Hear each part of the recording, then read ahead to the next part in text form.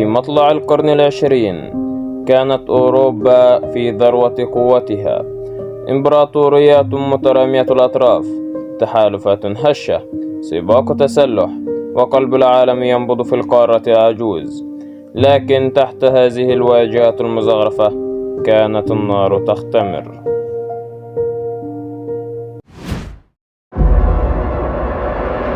28 من يونيو العام 1914، سراييفو البوسنة. رصاص أطلق جافرييلو برانسيب قتلة الأرشيدوك النمساوي فرانز فرديناند وزوجته. العالم لن يبقى كما كان.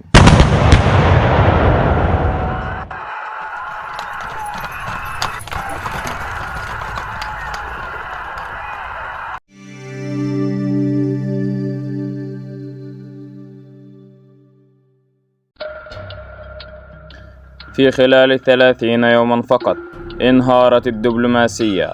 أعلنت النمسا الحرب على صربيا، فتدخلت روسيا القيصرية، ثم ألمانيا، ثم فرنسا، وأخيرا بريطانيا. أوروبا تشتعل.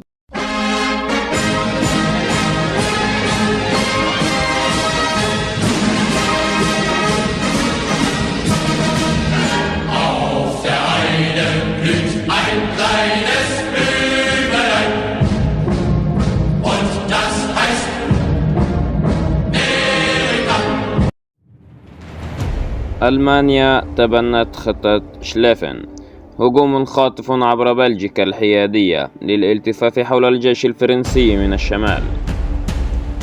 كانوا يخططون في سحقهم في 6 أسابيع فقط قبل أن تستيقظ روسيا، لكن بلجيكا لم تستسلم بسهولة، والمقاومة المدنية أخرت التقدم الألماني، ودخول بلجيكا جر بريطانيا إلى الحرب.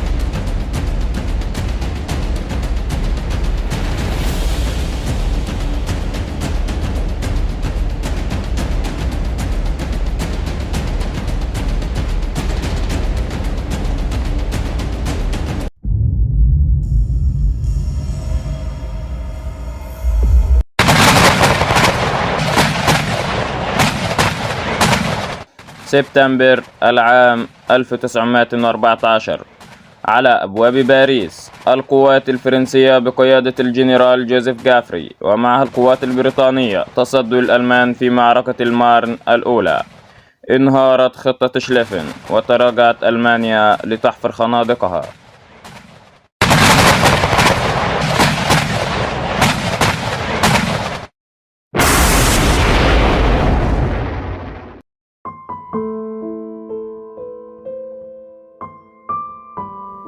الجنود في حالة فوضى ورعب، الخوف يملأ أعينهم.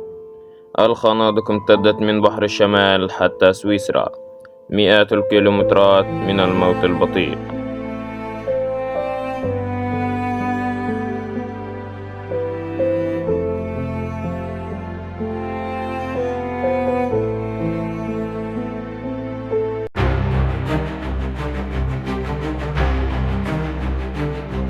في أغسطس عام 1914 شن الروس هجوما سريعا على بروسيا الشرقية، لكن الألمان بقيادة هيندنبرغ سحقوهم في تاننبرغ. قتل 50,000 جندي روسي وأسر 90,000 من الروس. كانت الهزيمة صاعقة.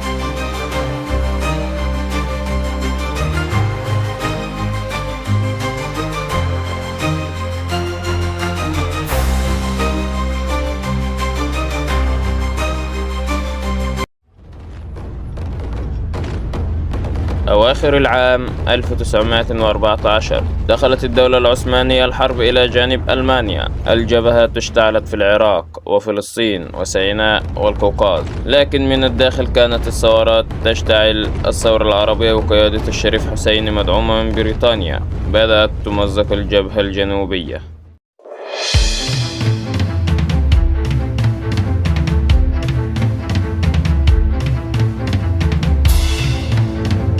سقط القيصر في روسيا، وجاء لينين لينسحب من الحرب. وفي الغرب دخلت أمريكا إلى الساحة. الرئيس ويلسون: سنحارب لإنهاء كل الحروب.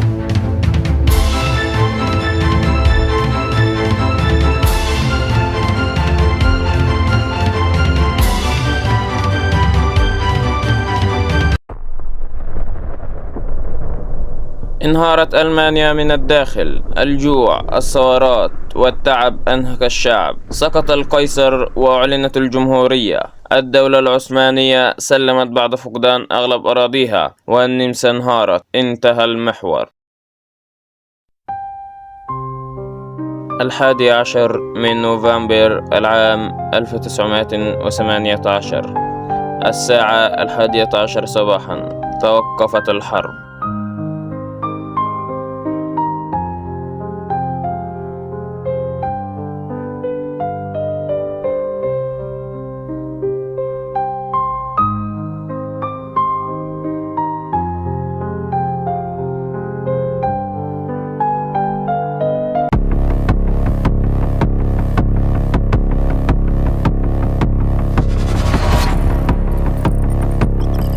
فرضت المعاهدة على ألمانيا شروطا قاسية، تعويضات مهولة، وتجريد من السلاح، واعتراف بالذنب.